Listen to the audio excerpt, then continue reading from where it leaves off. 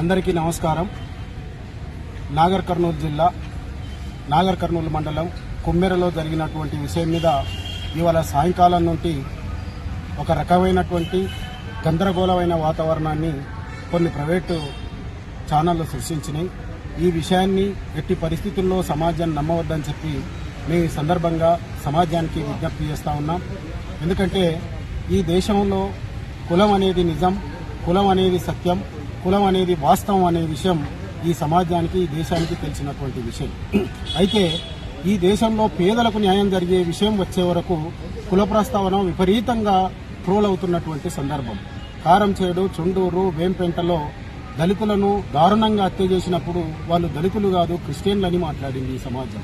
అట్లాగే ఎస్సీయూలో రోహిత్ వేముల చనిపోయినప్పుడు వాళ్ళ తండ్రిని తీసుకొచ్చి అసలు అతను ఎస్సీ కాదు బీసీ అని చెప్పించినటువంటి సమాజం ఇక్కడ ఉన్నటువంటి పరిస్థితి. అట్లాగే బరెలక్క విషయంలో కూడా తన సొంత తండ్రిని తీసుకొచ్చి, ఇదే నాగర్ కర్నూలు జిల్లా బరెలక్కను కూడా తన సొంత తండ్రిని తీసుకొచ్చి నా కూతురే కాదని చెప్పించినటువంటి సమాజం.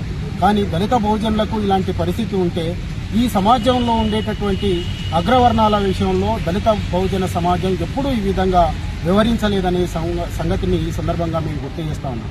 ఢిల్లీలో నిర్భయ హత్య జరిగినప్పుడు, నిర్భయ మీద క్రూరమైన లైంగిక దాడి జరిగినప్పుడు నిర్భయకు న్యాయం జరగాలని దేశ దళిత బహుజనులు, ప్రజాస్వామికవాదులు, అగ్రవర్ణాల్లో ఉండేటటువంటి ప్రజాస్వామికవాదులు కూడా మాట్లాడినరు తప్పితే నిర్భయకు ఎందుకు పని ఉంది అని చెప్పి ఎవరు మాట్లాడలేదు.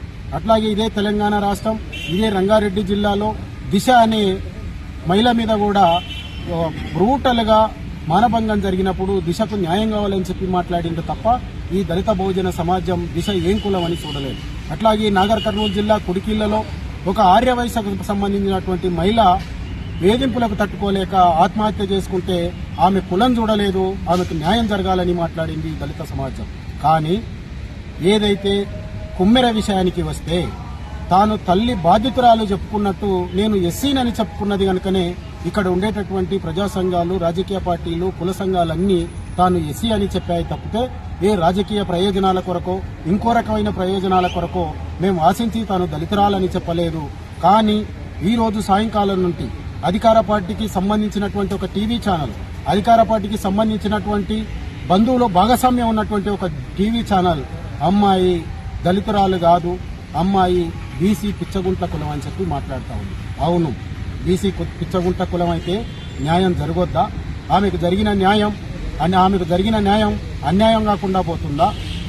అన్యాయం జరిగింది కనుకనే ఎవరైనా కూడా న్యాయం జరగాలని మాట్లాడుతున్నారు.